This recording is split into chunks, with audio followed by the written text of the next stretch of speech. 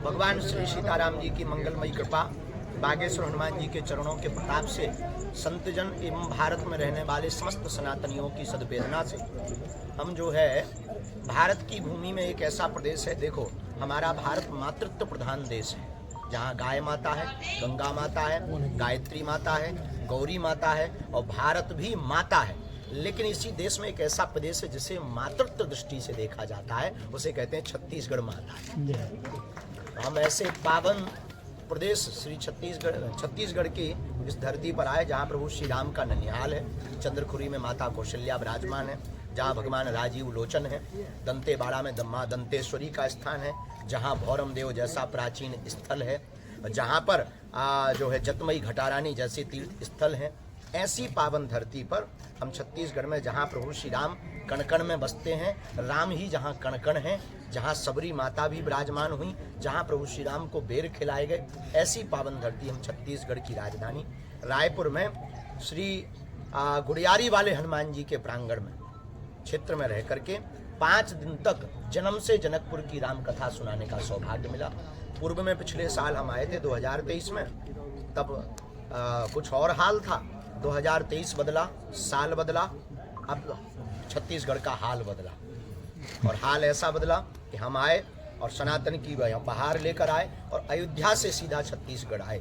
अब शेष आपके जो भी मन में प्रश्न हो, आप सब जो है अपने प्रश्नों को बोल सकते हैं। इस कथा के आयोजक हमारे बड़े ही प्रिय, कहाँ गए, श्री बसंत जी हैं, उनकी पूरी टीम, एक्स आर्मी फाउंडेशन की पूरी टीम, और श्री प्रबल प्रताप सिंह जी देव जो लगातार घर वापसी करवा रहे हैं, उन सब ने मिलकर के इस भव्य दिव्य आयोजन को संयोजित किया।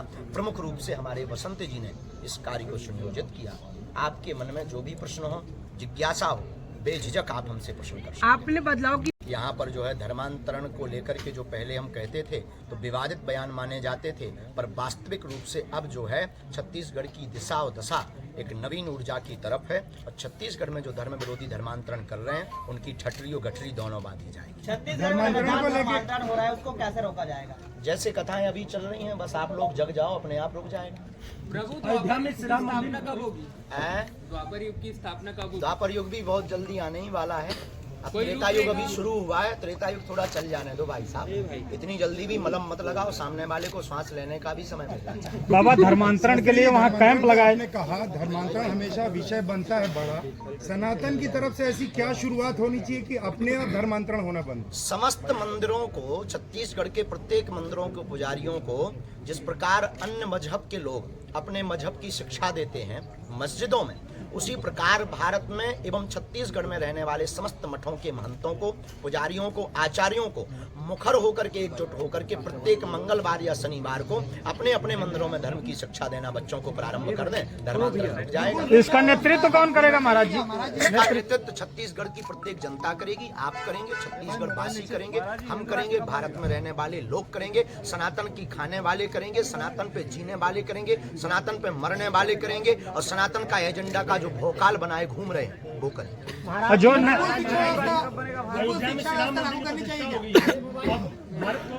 जो है राष्ट्र वो बनाने के लिए कब हो गया, हिंदू राष्ट्र बनाने के लिए? भारत हिंदू राष्ट्र की ओर अग्रसर है, राम राज्य की स्थापना की ओर अग्रसर है। राम राज्य में नव्य और दिव्य और भव्य मंदिर में प्रभु श्री राम के विराजमान का संकेत ही यही कि अब भारत हिंदू राष्ट्र की ओर अग्रसर है। महाराज जी, धर्म की सरल व्याख्या जो छत्तीसगढ़ की भोली भाली जनता समझ सके, धर्म की सरल व्याख्या, धर्म की सरल व्याख्या। किसी के मन को दुख ना पहुंचे, दद्दा दाई लहा डहा, श्रद्धा बनी रहे और गुरु और संतों के प्रति निष्ठा बनी रहे, मस्तक पर तिलक लगा करके रामचरितमानस को जगह जगह गाकर अपने सनातन की बात करना ही धर्म है।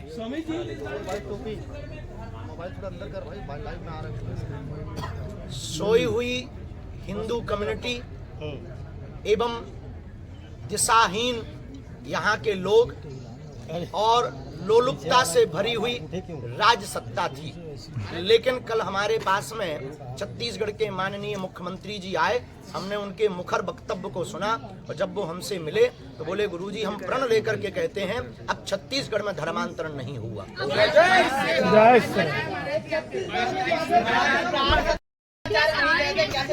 से वहाँ आप आपको निमंत्रण भी आया, क्या भव्य दर्शन पे आपने किया, वो अनुभव थोड़ा सा अब शॉर्टकट पूछिए में मत, शेयर करें। वो उस समय का जो पल है हम तो अभी तक विस्मरण नहीं कर पा रहे।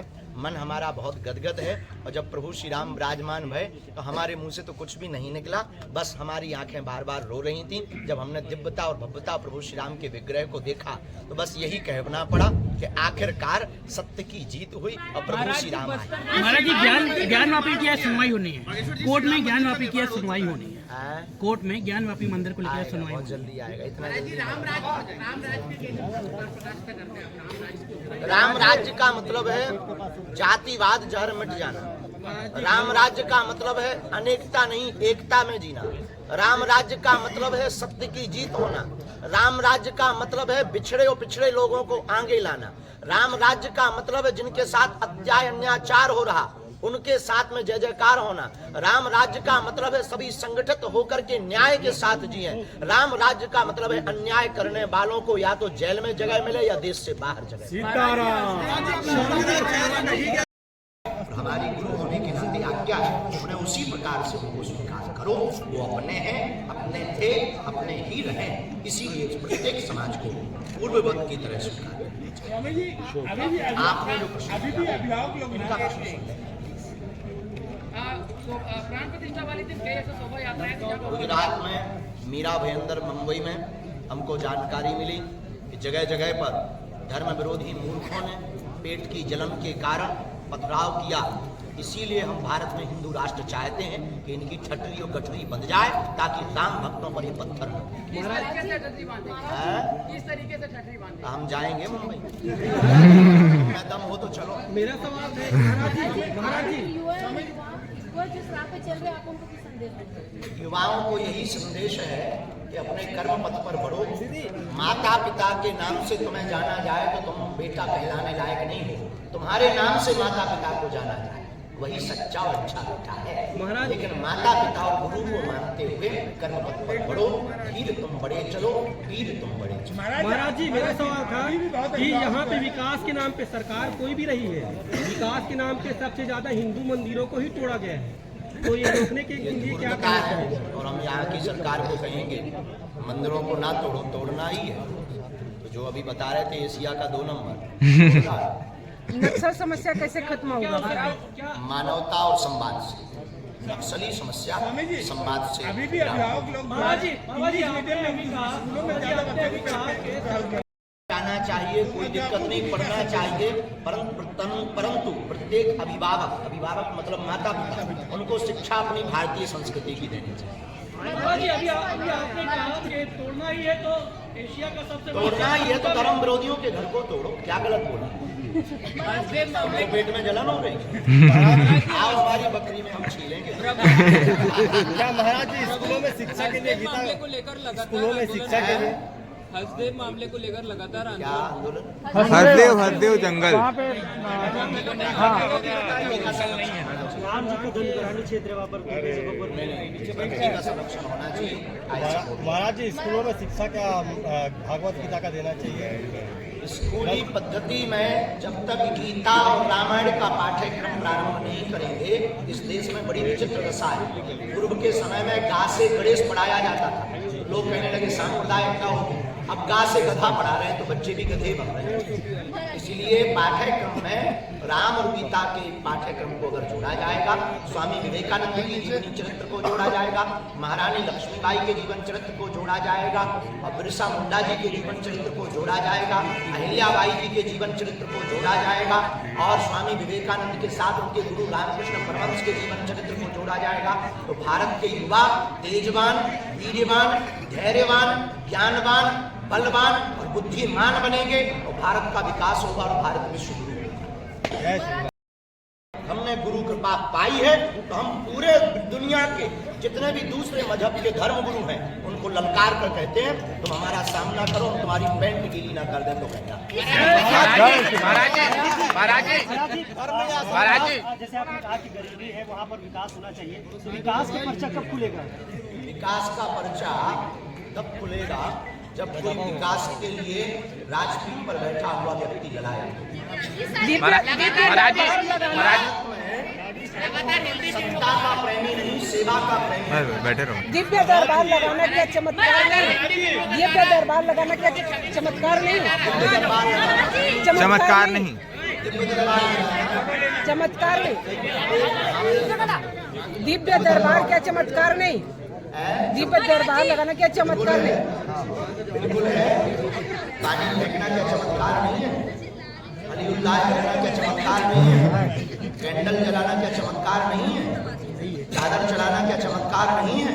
तो अगर हम दिव्य दरबार या हनुमान चालीसा पढ़ते हैं तो पेट में दर्द क्यों? महाराज जी अयोध्या महाराज जी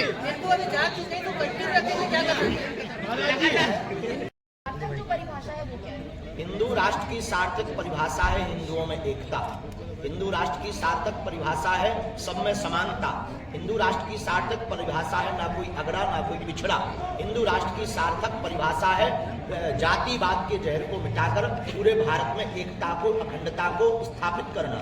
हिंदू राष्ट्र की परिभाषा का मतलब है अन्याय करने वालों के खिलाफ वो पुरजोर तरीके से एकता के साथ उन्हें कठोर दंड देना एवं न्याय की और सत्य की जीत करवाना। हिंदू राष्ट्र का मतलब है सनातनीय हिंदुओं को भारत में और हिंदुस्तानी होने का गौरव होना। हिंदू राष्ट्र का मतलब है वंदे मातरम कहने से ना शर्माना। हिंदू राष्ट्र का मतलब है भारत माता की जय बोलने में झिझक न आना।